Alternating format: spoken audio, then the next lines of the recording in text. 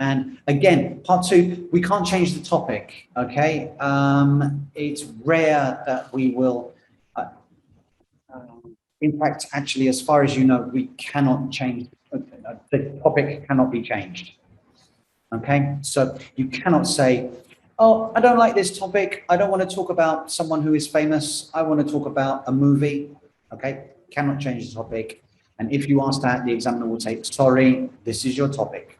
Okay, then, that leads me on to say, you also must be careful to not be off topic when you talk for 2 minutes, okay? Because if you talk off topic, let's say they ask you to talk about a book that you've read, and you talk about a cafe that you like, where you read a book, and you just say, oh yeah, I like to read my book in this cafe, and then the cafe, the cafe, and all about the cafe, the examiner will think that your topic, your speech is memorized, okay?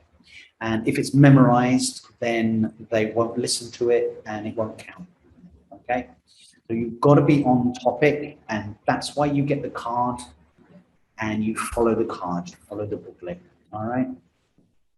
You know you get 1 minute for preparation? Okay, great.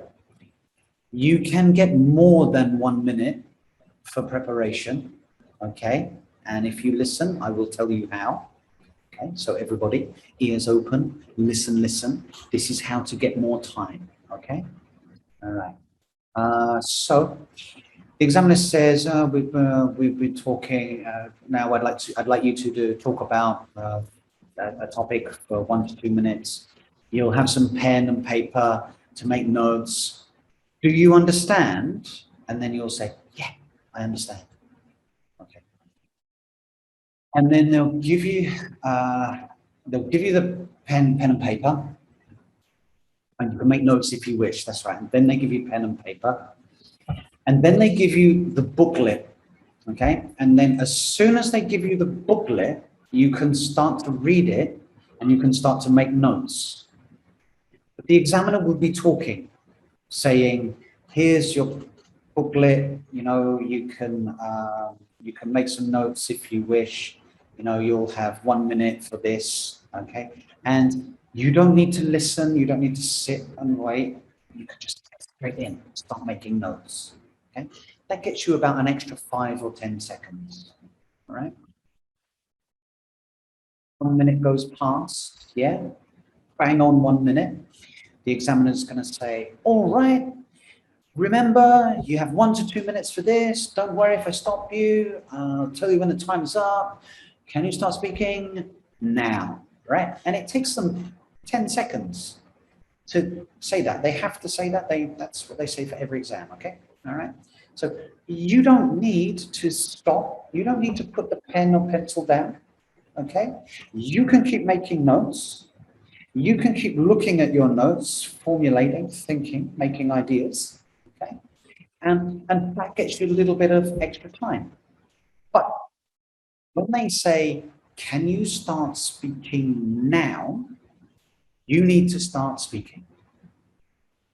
If you don't start speaking, when they say start speaking now, they will think that you're hesitant and your fluency is not good, and you will lose marks on. No, you won't. No, maybe it could affect your fluency score. Okay. All right. So we're okay with that. Yeah. 1 minute prep. Get extra time. Speak when they say speak now. Okay. Great. 2 minutes. Great. You talk. Yeah. Great. At the end, there's a follow-up question, okay? Now, right, so you have a question? Yeah, can I ask you a question? Sure. In 1 minute preparation, how can I write as much ideas as I can?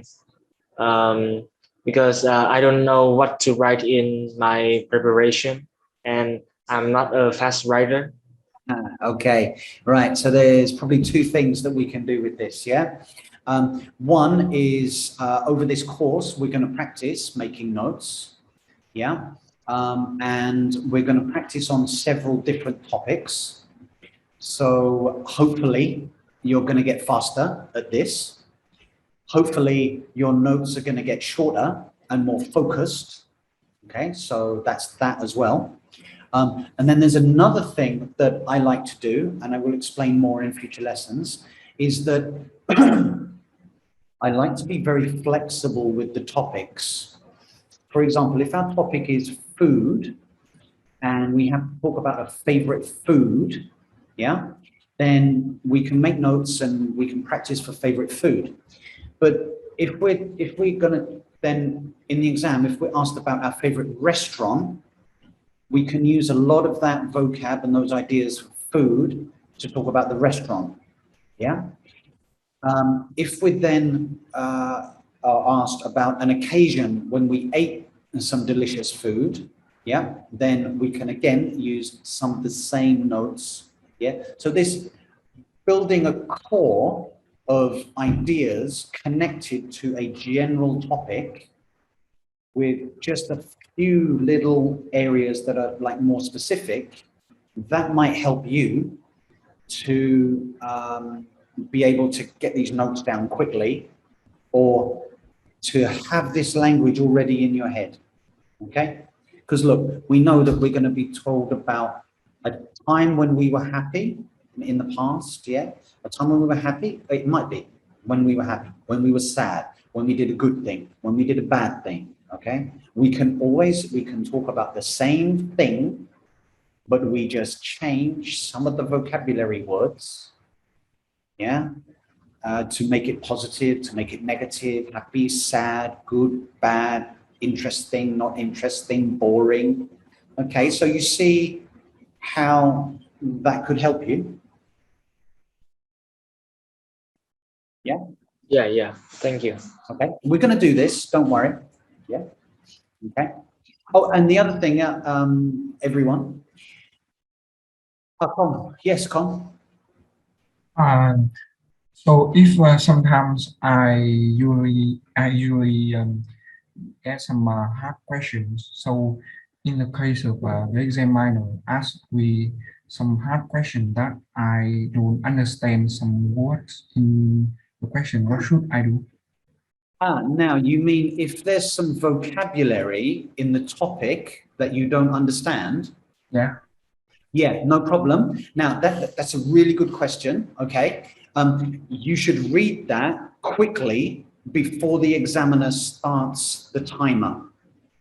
Okay, the examiner is going to say, and now I'd like you to talk about an industry in your country. And as soon as they've read the topic, they will start the timer. And that starts the timer for the 1 minute. So as soon as you see that, before they finish, you need to say, sorry, what does, for example, industry, what does industry mean? And that way, the examiner will explain that word to you before starting the time, okay? And they'll try and explain it, and you'll go, I understand, or maybe, and then they'll try again, or they'll paraphrase or a synonym, yeah? But they will make sure that you understand before you move on, right? Now, if you wait, you know, and they say, an industry in your country, then start the timer, you 1, 2, 3, you wait, and then you ask, they will explain, but you will lose your time. They will be explaining in your 1 minute preparation time, and your time for preparation will go down, down, down, down, down, down. Okay? So that's a great question. If you don't understand a word in part 2, ask quickly before your 1 minute begins. Okay? Yes, thank you. Yeah. And anyone else, you know, like if you're okay, yeah? Tung, you have a question? Do we get any penalty when the examiner has to explain some concept to us? No, there's no penalty at all. No. Yeah, you are rated on the language that you produce. Yeah, you are not rated on the language that you understand. Okay, so if you don't understand a question and you give the wrong answer, the examiner doesn't worry, they move on. In fact, they actually listen and you might give a very good answer with some interesting vocabulary. Okay, so yeah, good question. You do not lose band score if you ask for vocabulary assistance in the questions. Okay, great. But can we use that asking as a strategy to extend our time? No.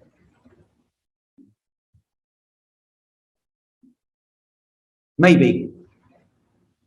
I mean, if you don't understand a word and you ask for an explanation, you're going to be making eye contact with the examiner. And if you don't do that and you say, I don't know, I'm not sure what industry means, can you explain? And then you're making notes like this, the examiner knows that that's a strategy and you're trying to cheat, and they're not going to be happy about that.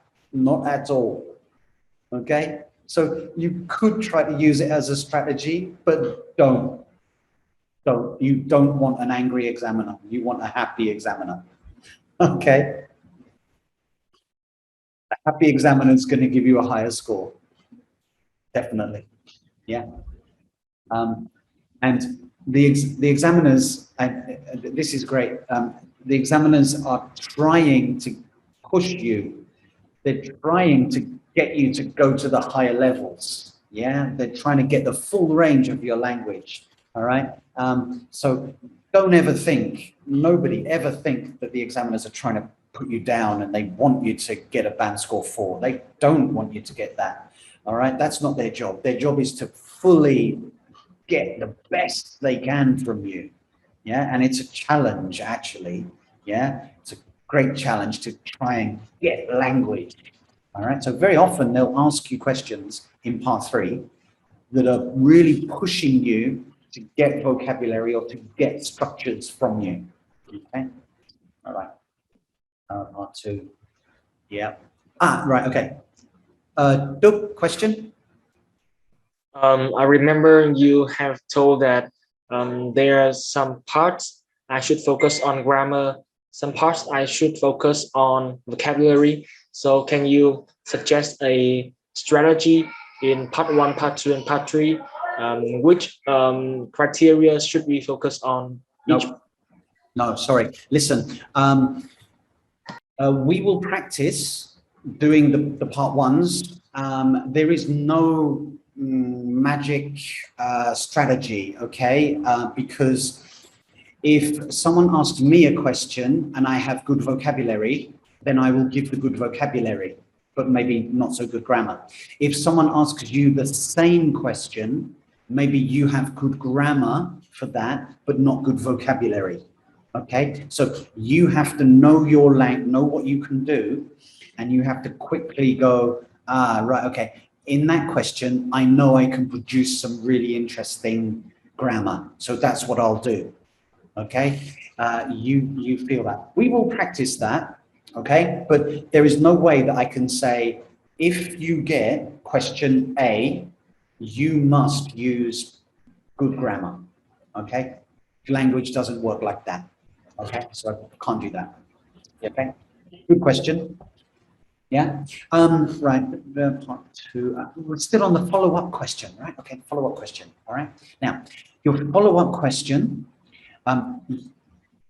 90% of the time, you're gonna get a follow-up question, okay? So you finish your 2 minutes and the examiner says, thank you, right? You really should speak for 2 minutes. No less than 2 minutes, keep talking until the examiner stops you.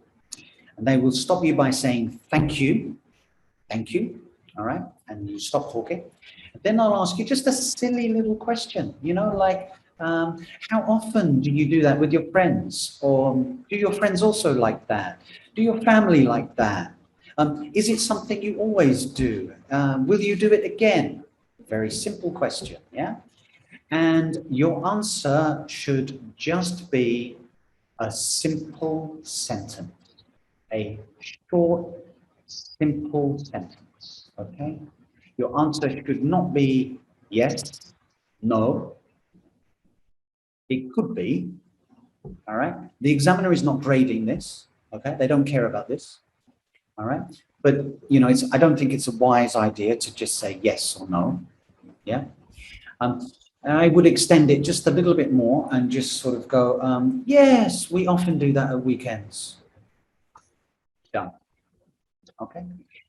We don't even need, yes, we often do that at weekends because we think it's really good, and we don't need any of that. Okay.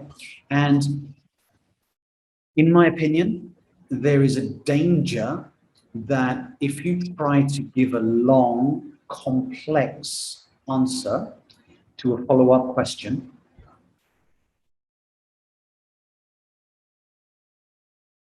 I have no idea.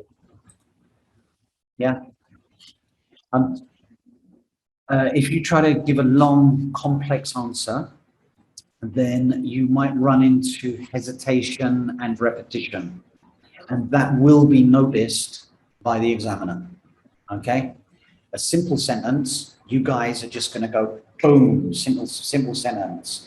The last time I did that was yesterday with my mom.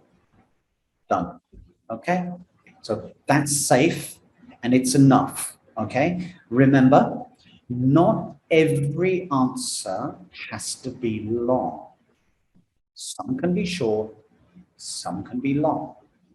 If the examiner wants more, in part one, they will say why. They say why, you know, they want more, they want expansion, more information, more detail. And it's about time. It's not about you, okay? It's about time, all right? In part three, if they want more, they might say why, or they might ask a question related to what you say, but we'll talk about that a bit more in a minute. Yeah.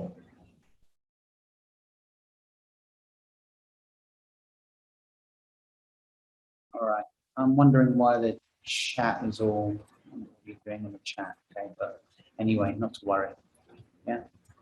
Okay. And someone, yeah, I have no idea how many lessons you get. I mean, you'll have to check. Yeah. Sorry, I'm really not focusing on that right at the moment. Yeah. Okay. Miss Chào or Ms. Tu can tell you. All right. Yeah, cool. Right. Okay, guys. So any other worries or concerns about part two? Can we move on and have a quick chat about part three? Yeah. Part three, yeah, cool, lovely, Kangling. Part three is kind of part of what we're going to do mainly today, all right, because part three is the two-way discussion, okay, all right. Now, your part two and your part three are connected, all right. So if you are asked about a business in your country that is interesting, famous, then in part three, they will ask about business, different types of business, maybe different workers in business, maybe business environment, yeah. And then really difficult questions, they might talk about global businesses and the effect of globalization and this kind of thing, you see. So part two, a business, part three, people in business, this kind of stuff, yeah. Part two, maybe they talk about a teacher, describe a teacher that you've known. And then in part three, education, children in education, maybe overseas education or university education. So they're connected, they follow on. And this could be bad for some people. For example, I spoke to some students yesterday who they were asked about a business and they were young. The student was 15 years old, and she didn't know much about businesses. And then in part 3, she was asked more detailed questions all about business, okay? So unfortunately for her, it was a difficult topic, yeah? You asked me before, part 1, oh, what if I get a difficult topic? You're not gonna get a difficult topic, not in part 1, okay? In part 2, it might be a bit more difficult. I don't really know about environment or children. You know, they might ask you a time when a child was behaving badly, yeah? And that might be difficult for you because you're not thinking about nieces, nephews, or, you know, maybe you just don't, you know, you might not be a kiddie person, yeah? And then they start to talk to you about children's schooling, children's development, difference between adults and children, and you're like, I've never thought about this, okay? So that could be a problem, really could be a problem, all right? And that's part of where luck comes into the exam, and the luck and what topics you get.